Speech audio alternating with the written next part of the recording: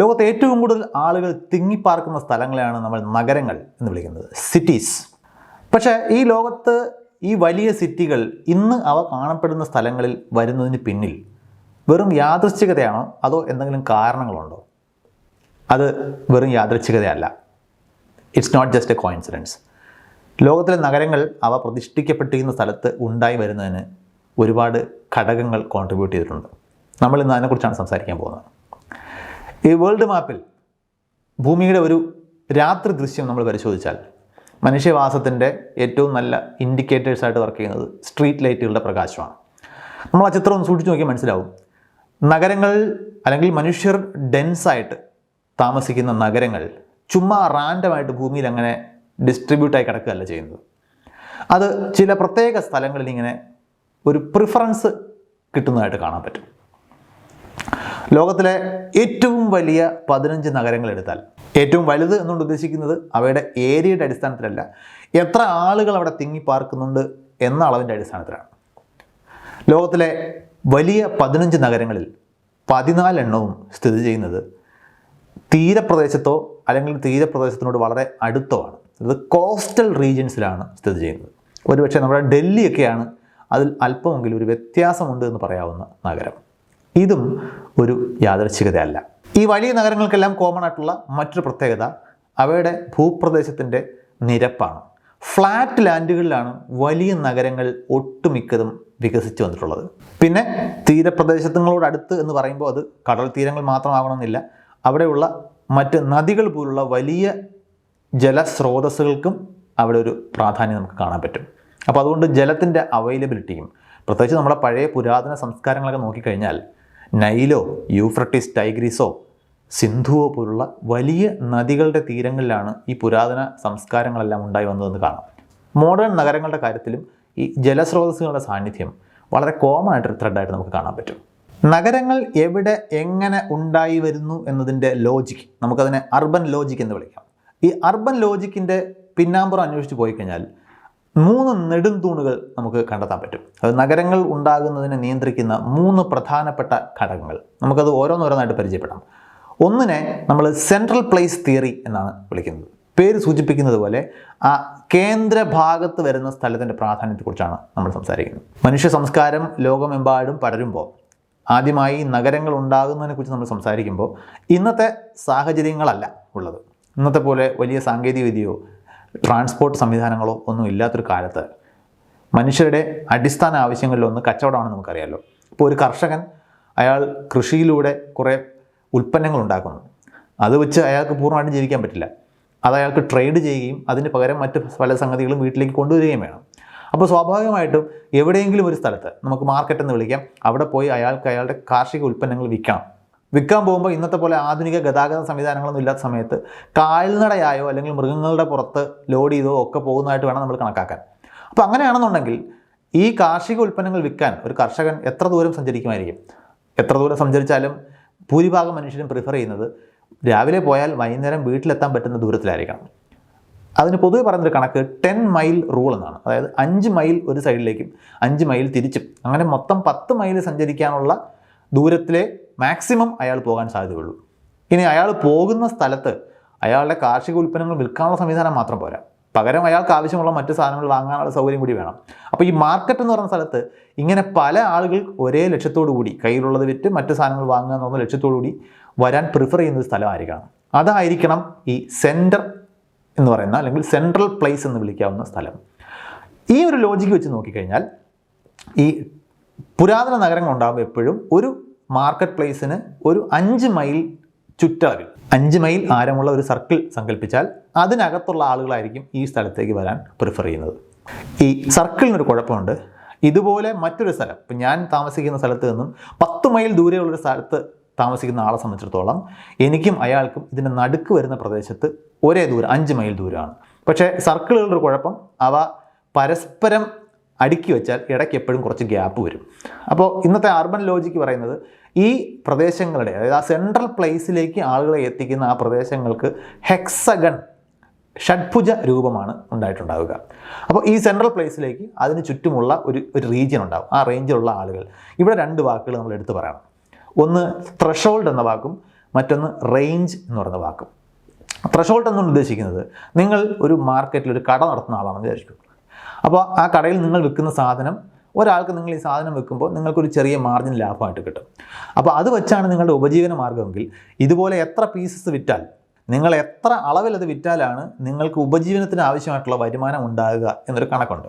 അപ്പോൾ അതിനനുസരിച്ചിട്ടായിരിക്കും കച്ചവടത്തിൻ്റെ വയബിലിറ്റി തീരുമാനിക്കപ്പെടുന്നത്. ഇത് എല്ലാ ഉൽപ്പന്നങ്ങൾക്കും ഒരുപോലല്ല. ഇപ്പോൾ അതിൻ്റെ ഏറ്റവും നല്ല എക്സാമ്പിൾ നമ്മൾ ചുറ്റും നോക്കിയാൽ കാണാൻ കഴിയുന്നത്, നമ്മൾ വീട്ടിൽ നിന്ന് ഇറങ്ങി പുറത്തേക്കൊന്ന് ഇറങ്ങി നടന്നാൽ നമ്മൾ ഒരുപാട് ചായക്കടകൾ കാണും, ഒരുപാട് പലചരക്ക് കടകൾ കാണും. പക്ഷേ അത്ര അളവിൽ കാറിൻ്റെ ഷോറൂമുകളോ ആപ്പിൾ സ്റ്റോറോ കാണാൻ സാധ്യതയില്ല. എന്തുകൊണ്ടാണ്? കാരണം ഈ ഒരു പ്രത്യേക ബിസിനസ്സിന് നിലനിന്ന് പോകണമെന്നുണ്ടെങ്കിൽ ഒരു മിനിമം കസ്റ്റമേഴ്സ് അവിടെ ഉണ്ടാകേണ്ട ആവശ്യമുണ്ട്. അതിനെയാണ് നമ്മൾ ത്രഷോൾഡ് എന്ന് വിളിക്കുന്നത്. ഇനി രണ്ടാമത്തെ റേഞ്ച് എന്ന് പറയുന്ന അളവ്. ഒരു പ്രത്യേക കച്ചവടത്തിന് ലാഭകരമായി നടക്കാൻ, വയബിളായിട്ട് നടക്കാൻ വേണ്ട ത്രഷോൾഡ് എത്താൻ എത്ര കസ്റ്റമേഴ്സ് ആവശ്യമുണ്ടോ ആ കസ്റ്റമേഴ്സ് എത്ര ദൂരെ നിന്ന് വരെ അവിടെ സഞ്ചരിച്ചു വരാൻ സാധ്യതയുണ്ട്. അതാണ് അതിൻ്റെ റേഞ്ച് എന്ന് പറയുന്നത്. ഇതിനെ നമുക്ക് മനസ്സിലാവുന്ന സാഹചര്യങ്ങളിലേക്ക് ട്രാൻസ്ലേറ്റ് ചെയ്ത് പറഞ്ഞു കഴിഞ്ഞാൽ, ഒരു ചായക്കടയ്ക്ക് സർവൈവ് ചെയ്ത് പോകാൻ അതിന് ചുറ്റുമുള്ള ഒരു ചെറിയ നെയ്ബർഹുഡിലുള്ള ആൾക്കാർ മതിയാകും. കാരണം ആ നെയ്ബർഹുഡിലുള്ള ആൾക്കാരെല്ലാം ചായക്കടയുടെ കസ്റ്റമേഴ്സ് ആകാൻ സാധ്യതയുള്ളവരാണ്. അപ്പോൾ അവർ വരുമ്പോൾ തന്നെ ആ ചായക്കട വയബിളായിട്ട് റൺ ചെയ്യാനുള്ള സാഹചര്യങ്ങൾ ഒത്തുവരും. എന്നാൽ ഒരു ആപ്പിൾ സ്റ്റോറിൽ ആപ്പിൾ പ്രോഡക്ട്സ് വാങ്ങാനോ വിൽക്കാനോ സർവീസ് ചെയ്യാനോ ഒക്കെ വരാൻ സാധ്യതയുള്ള ആൾക്കാരുടെ എണ്ണം കുറവാണ്. അപ്പോൾ ആ ത്രഷോൾഡ് മീറ്റ് ചെയ്യണമെന്നുണ്ടെങ്കിൽ അത് കുറച്ചുകൂടി വലിയ ഏരിയയെ സർവീസ് ചെയ്യുന്ന രീതിയിലായിരിക്കണം അതിൻ്റെ റേഞ്ച് എന്ന് പറയുന്നത്. അപ്പോൾ അതുകൊണ്ട് ആപ്പിൾ സ്റ്റോർ കൂടുതൽ ദൂരം ഇടവിട്ടായിരിക്കും ഉണ്ടാവുക. എന്നാൽ ചായക്കടകൾ വളരെ അടുത്തടുത്തുണ്ടാകും, പലചരക്ക് കടകൾ വളരെ അടുത്തടുത്തുണ്ടാകും. കാരണം ഇതെല്ലാം കൂടുതൽ ആൾക്കാർ ഉപയോഗിക്കുന്നതായതുകൊണ്ട് തന്നെ ഇതിൻ്റെ ത്രഷോൾഡ് മീറ്റ് ചെയ്യാൻ ചെറിയ റേഞ്ച് മതിയാകും. ഇതേ ലോജിക്കാണ് നമ്മൾ നഗരങ്ങളിലേക്ക് നോക്കേണ്ടത്. വലിയ നഗരങ്ങൾ കൂടുതൽ ഇടവിട്ടായിരിക്കും, ചെറിയ ടൗണുകൾ കുറച്ചുകൂടി അടുത്തടുത്തായിരിക്കും ഉണ്ടാവുക. അപ്പോൾ സെൻട്രൽ പ്ലേസ് തിയറത്തിൻ്റെ ലോജിക്ക് ഇങ്ങനെയാണ് വർക്ക് ചെയ്യുന്നത്.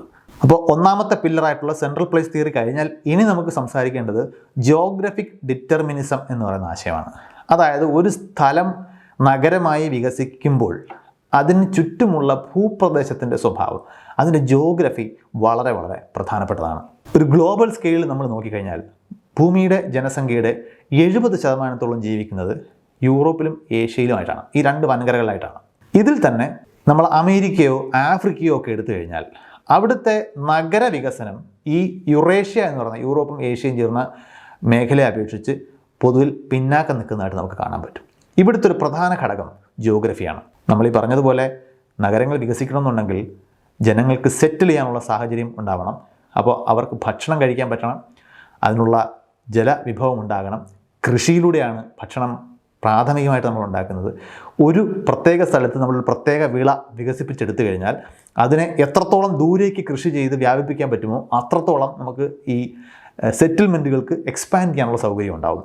യൂറോപ്പിൻ്റെയും ഏഷ്യയുടെയും പ്രത്യേകത, അവ നമ്മൾ വേൾഡ് മാപ്പിൽ നോക്കിക്കഴിഞ്ഞാൽ വീതി കൂടിയ സ്ഥലങ്ങളാണ്. അതായത് അവ സ്പാൻ ചെയ്യുന്നത് രേഖാംശത്തിലൂടെയാണ്, അക്ഷാംശത്തിലൂടെയല്ല. നമ്മൾ ഭൂമധ്യരേഖ പ്രദേശത്ത് നിന്ന് ധ്രുവ പ്രദേശങ്ങളിലേക്ക് പോകുമ്പോൾ അവിടെ അക്ഷാംശം, ലാറ്റിറ്റ്യൂഡാണ് കൂടുന്നത്. അതിൻ്റെ പെർപെൻഡിക്കുലർ ദിശയിൽ നമ്മൾ പോകുമ്പോൾ രേഖാംശമാണ് നീങ്ങുന്നത്. ഭൂമിയിലെ കാലാവസ്ഥ നമ്മൾ നോക്കിക്കഴിഞ്ഞാലോ അവിടുത്തെ മണ്ണുകളുടെയോ ഭൂപ്രദേശങ്ങളുടെയോ വിതരണം നോക്കിക്കഴിഞ്ഞാലും ഒക്കെ അത് ഈ നോർത്ത് സൗത്ത് ഡയറക്ഷനിൽ പെട്ടെന്ന് മാറും. എന്നാൽ ഈസ്റ്റ് വെസ്റ്റ് ഡയറക്ഷനിൽ ഇത് ഏതാണ്ട് ഒരുപോലെ നിൽക്കുന്നത് നമുക്ക് കാണാൻ പറ്റും. ഇതിൻ്റെ അഡ്വാൻറ്റേജ് എന്താണ്? കൂടുതൽ വീതിയുള്ള സ്ഥലങ്ങളിൽ, കൂടുതൽ വീതിയുള്ള ഭൂപ്രദേശങ്ങളിൽ കൃഷിക്കും മറ്റ് സൗകര്യങ്ങൾക്കും വികസിച്ച് പോകാൻ, എക്സ്പാൻഡ് ചെയ്ത് പോകാൻ കൂടുതൽ അനുകൂലമായ സാഹചര്യമാണ് ഉള്ളത്. പക്ഷേ ആഫ്രിക്കയിലോ അമേരിക്കയിലോ നമ്മൾ നോക്കിക്കഴിഞ്ഞാൽ ഈ രണ്ട് ഭൂഖണ്ഡങ്ങളും അവയുടെ സ്പാൻ എന്ന് പറയുന്നത് നോർത്ത് സൗത്ത് ആയിട്ടാണ്. അപ്പോൾ അതുകൊണ്ട് ഈ തെക്കേ അറ്റത്ത് നിന്ന് വടക്കേ അറ്റത്തേക്ക് പോകുമ്പോൾ അവൻ്റെ ജിയോഗ്രഫിയും കാലാവസ്ഥയും ഒക്കെ വല്ലാതെ മാറുന്നുണ്ടാവും. ഇത് നഗരങ്ങൾക്ക് വികസിക്കുന്നതിന്, സെറ്റിൽമെൻറ്റുകൾക്ക് വികസിക്കുന്നതിന് ഒരു തടസ്സമാണ്. അപ്പോൾ ഈസ്റ്റ് വെസ്റ്റായിട്ട് പോകുമ്പോൾ നമ്മൾ കാർഷിക വിളകൾക്കും നമ്മൾ അതുമായിട്ട് ബന്ധപ്പെട്ട് നമ്മൾ വളർത്തുന്ന മൃഗങ്ങൾക്കും മറ്റ് സാങ്കേതിക വിദ്യകൾക്കൊക്കെ എക്സ്പാൻഡ് ചെയ്യാൻ കുറച്ചുകൂടി ഫ്രിക്ഷൻ കുറവാണെന്ന് പറയാം.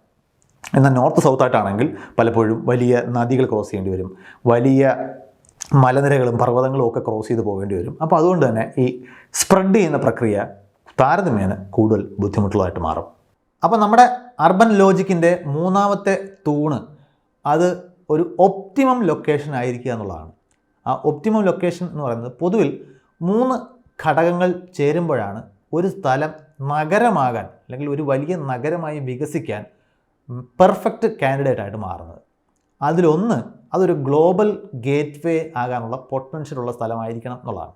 ഗ്ലോബൽ ഗേറ്റ് വേ എന്ന് പറഞ്ഞാൽ ആ സ്ഥലത്തിന് പുറം ലോകവുമായി ലോകത്തുള്ള മറ്റ് പ്രധാന പ്രദേശങ്ങളുമായിട്ടെല്ലാം വളരെ എളുപ്പത്തിൽ ഒരു കമ്മ്യൂണിക്കേഷൻ ഉണ്ടാകാൻ പറ്റുന്ന രീതിയിലുള്ള ലൊക്കേഷനായിരിക്കണം അത്. അപ്പോൾ ഇതിലേറ്റവും പ്രധാനം ചരക്ക് ഗതാഗതമാണ്.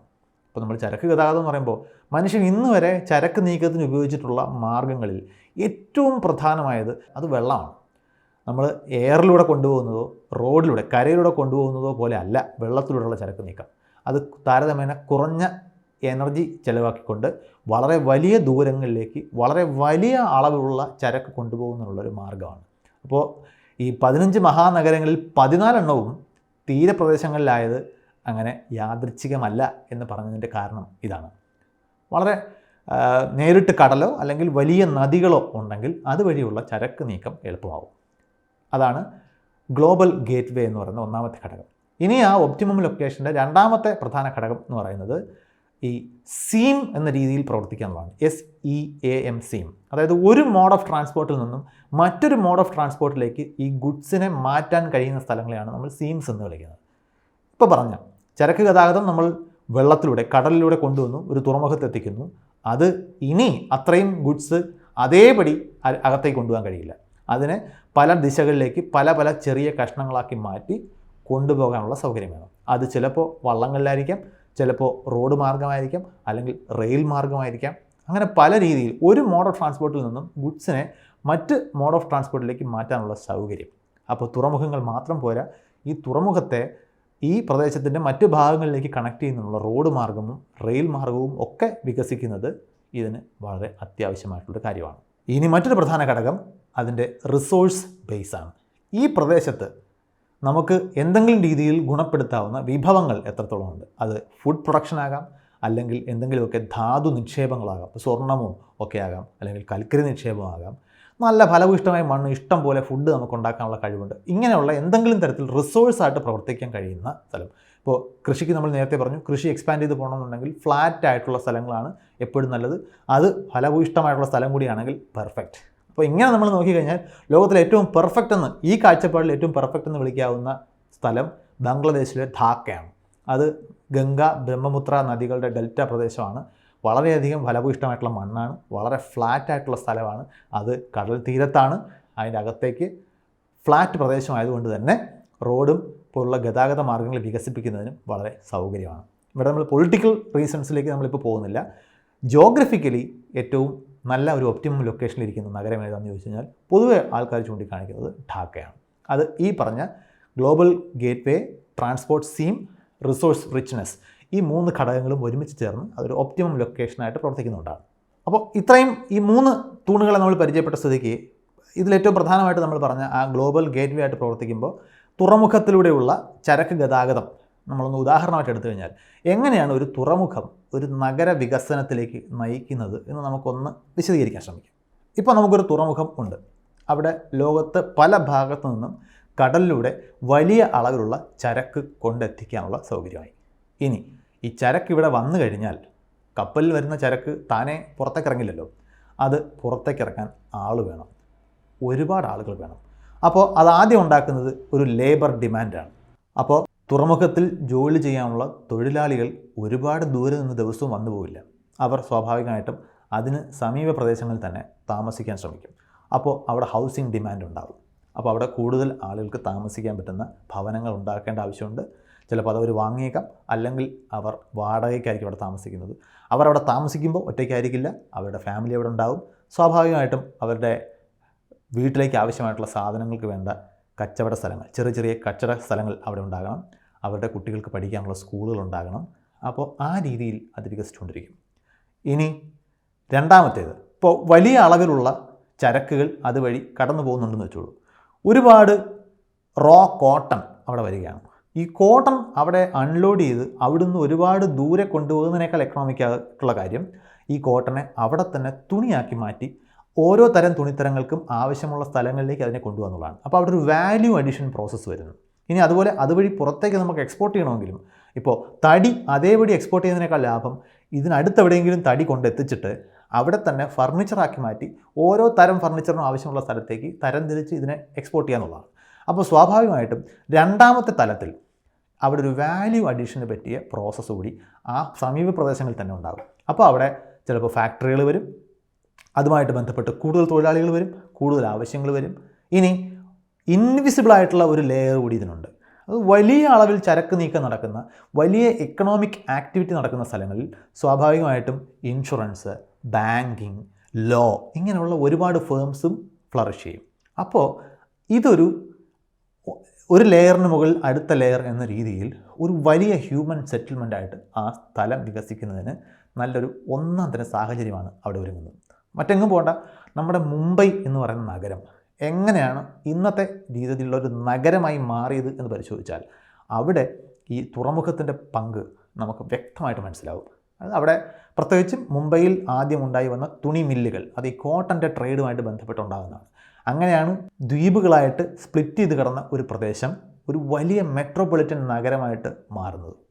അപ്പോൾ നമ്മൾ നേരത്തെ പറഞ്ഞ ആ 3 തൂണുകളെ ഒന്നുകൂടി ഒന്ന് പരിചയപ്പെട്ടാൽ നമുക്ക് ആദ്യം ഒരു മാർക്കറ്റ് ടൗണാണ് അതിന് ചുറ്റുമുള്ള ആളുകളെ ഫീഡ് ചെയ്യുന്നത്. അങ്ങനെയാണ് അത് നഗരമായിട്ട് മാറുന്നത്.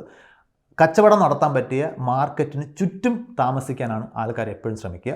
അപ്പോൾ പരമാവധി ആളുകൾ അതിൻ്റെ സെൻറ്ററിനോട് ചേർന്ന് താമസിക്കാൻ ശ്രമിക്കും. പക്ഷേ എല്ലാവർക്കും കൂടെ സെൻറ്ററിൽ താമസിക്കാൻ കഴിയില്ല. സ്വാഭാവികമായിട്ടും ആളുകൾ ഇങ്ങനെ സ്പ്രെഡ് ചെയ്തുകൊണ്ടിരിക്കും. അങ്ങനെ എത്രത്തോളം സ്പ്രെഡ് ചെയ്യാൻ പറ്റും എന്ന് നമ്മൾ ചോദിച്ചു കഴിഞ്ഞാൽ നമുക്കറിയാം വാക്കിംഗ് ഡിസ്റ്റൻസ് ആണ് ഇതിൻ്റെ റേഞ്ച് തീരുമാനിച്ചിരുന്നത്. കൂടുതൽ സാന്ദ്രമായി ആളുകൾ താമസിക്കുന്ന ഒരു വാണിജ്യ പട്ടണം അല്ലെങ്കിൽ അതിനൊരു മാർക്കറ്റ് ടൗൺ, അതിനു ചുറ്റും ഒരു 5 മൈൽ റേഡിയസിലായിരിക്കും ആളുകൾ താമസിക്കുന്നത്. അതുപോലൊരു നഗരം ഉണ്ടാകുന്നത് ഒരു 10 മൈൽ അപ്പുറത്തായിരിക്കും. അപ്പോൾ സ്വാഭാവികമായിട്ടും ഭൂരിഭാഗം ആളുകൾക്കും അവരുടെ വാക്കിംഗ് ഡിസ്റ്റൻസിൽ ഒരു പട്ടണം ഉണ്ടായിരിക്കും. അത് ഇതുപോലെ ട്രേഡ്, എക്സ്ചേഞ്ച് ഇതുമായിട്ട് ബന്ധപ്പെട്ട് വികസിച്ച് വരുന്നതായിരിക്കും. ഇത് എല്ലാം വട്ടത്തിലായി കഴിഞ്ഞാൽ കുറച്ച് പ്രദേശങ്ങളിൽ മാർക്കറ്റിനോടുള്ള റീച്ച് കുറവായിരിക്കും എന്നുള്ളതുകൊണ്ട് അതിന് പൊതുവിൽ ഒരു ഹണി കോംബ് ഡിസ്ട്രിബ്യൂഷൻ ആയിരിക്കും ഉണ്ടാവുക. ഹണി കോംബ് എന്ന് പറഞ്ഞാൽ നമുക്കറിയാമല്ലോ, തേനീച്ച കൂടുന്ന ഹെക്സാഗണലായിട്ടുള്ള അറകളുടെ ഒരു അറേഞ്ച്മെൻറ്റാണ്. അപ്പോൾ സ്വാഭാവികമായിട്ടും മാക്സിമം സ്പേസ് യൂട്ടിലൈസേഷൻ അവിടെ സാധ്യമാകും. അപ്പോൾ ഈ സെൻട്രൽ പ്ലേസ് തിയറി അങ്ങനെയാണ് വരുന്നത്. ഇനി രണ്ടാമത്തെ ജോഗ്രഫിക്കലായിട്ടുള്ള ഭൂമിശാസ്ത്രപരമായിട്ടുള്ള അനുകൂല ഘടകങ്ങൾ നമ്മൾ നേരത്തെ പറഞ്ഞ രേഖാംശത്തിലൂടെയുള്ള സ്പ്രെഡ് എങ്ങനെയാണ് അതിനെ സഹായിക്കുന്നത്. ഇനി മൂന്നാമത്തെ ഒപ്റ്റിമം ലൊക്കേഷൻ, അവിടെ തന്നെയുള്ള റിസോഴ്സസിൻ്റെ അവൈലബിലിറ്റി, അതിൻ്റെ ആ പ്രദേശത്തിൻ്റെ പരപ്പ്, അതിന് ഗ്ലോബൽ ഗേറ്റ് വേ ആയിട്ട് പ്രവർത്തിക്കാൻ പറ്റുന്ന സാഹചര്യങ്ങൾ, അതുപോലെ ട്രാൻസ്പോർട്ട് സീം എന്ന രീതിയിൽ ഒരു ട്രാൻസ്പോർട്ട് മെത്തേഡിൽ നിന്നും മറ്റൊരു ട്രാൻസ്പോർട്ട് മോഡിലേക്ക് ചരക്കുകൾ മാറ്റാനുള്ള സൗകര്യം, ഇങ്ങനെയുള്ള പല ഘടകങ്ങൾ ചേർന്നാണ് നഗരങ്ങൾ രൂപം കൊള്ളുന്നതിന് നിർണായകമായിട്ട് പ്രവർത്തിക്കുന്നത്.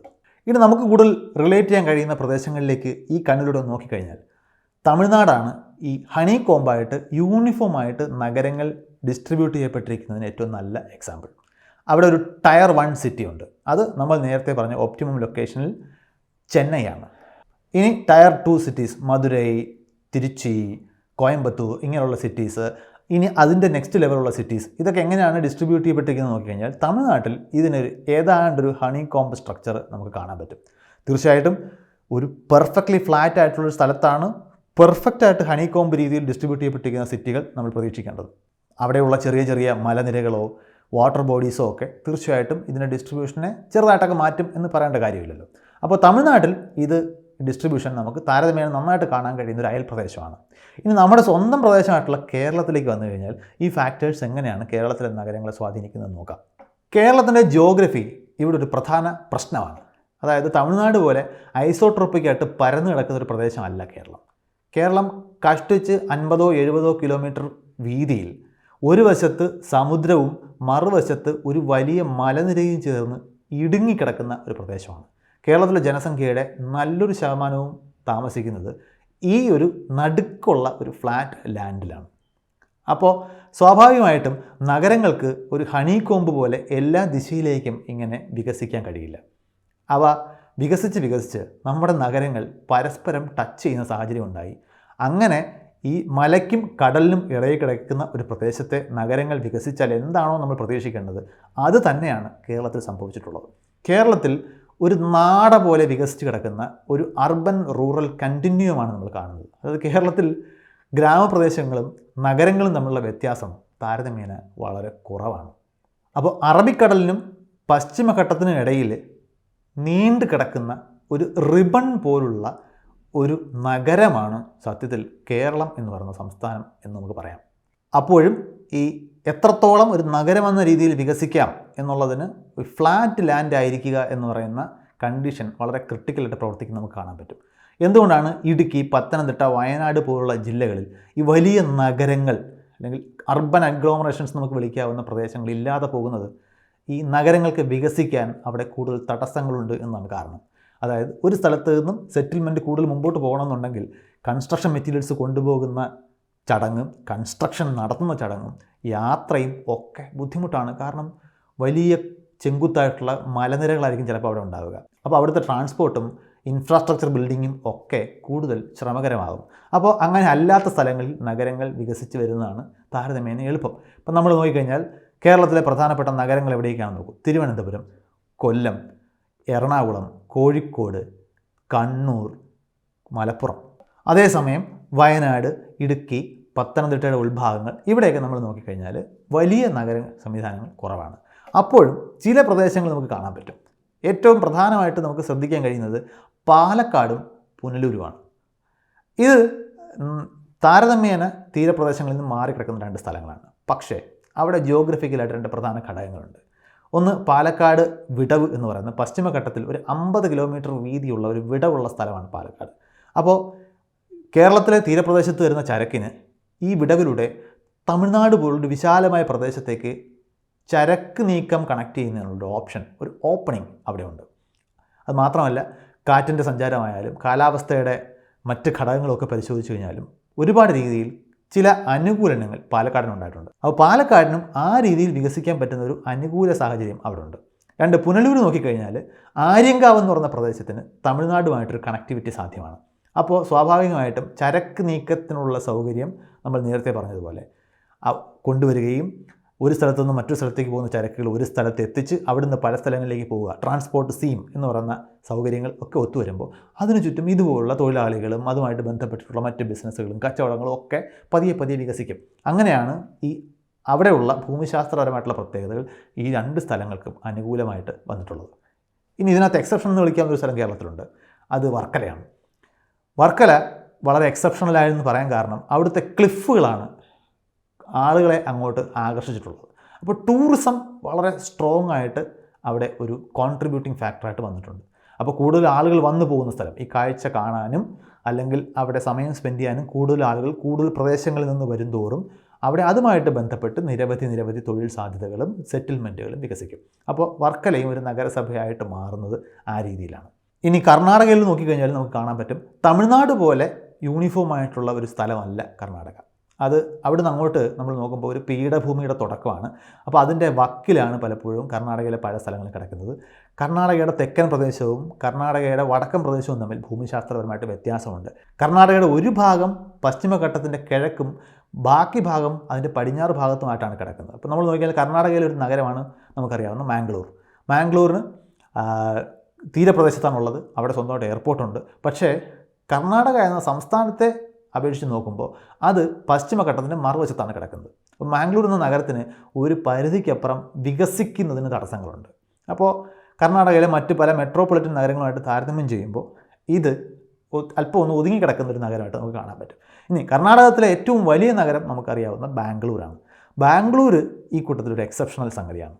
എന്തുകൊണ്ടെന്ന് വെച്ചാൽ നമ്മൾ നേരത്തെ പറഞ്ഞ പല കണ്ടീഷൻസും ബാംഗ്ലൂരിന് ബാധകമല്ല. പക്ഷേ ബാംഗ്ലൂരിനെ കൊളോണിയൽ കാലത്ത് ഒരു ആകർഷകമായ സ്ഥലമാക്കി മാറ്റിയത് ബാംഗ്ലൂരിൻ്റെ ആൾട്ടിറ്റ്യൂഡ് കാരണം വരുന്ന അതിൻ്റെ കാലാവസ്ഥയാണ്. പ്രത്യേകിച്ച് വിദേശികൾക്ക് താരതമ്യേന സുഖകരമായിട്ടുള്ളൊരു കാലാവസ്ഥയാണ് ബാംഗ്ലൂരിൻ്റെ ജിയോഗ്രഫിക്കലായിട്ടുള്ള ലൊക്കേഷൻ കാരണം അവിടെ ഉള്ളത്. അപ്പോൾ അഡ്മിനിസ്ട്രേഷനും മറ്റ് കാര്യങ്ങൾക്കൊക്കെ സൗകര്യമുള്ളൊരു പ്രദേശമായിട്ട് ബ്രിട്ടീഷുകാർ അതിനെ കണ്ടു. അങ്ങനെ അവിടെ കൂടുതൽ ആളുകൾ സെറ്റിൽ ചെയ്തു.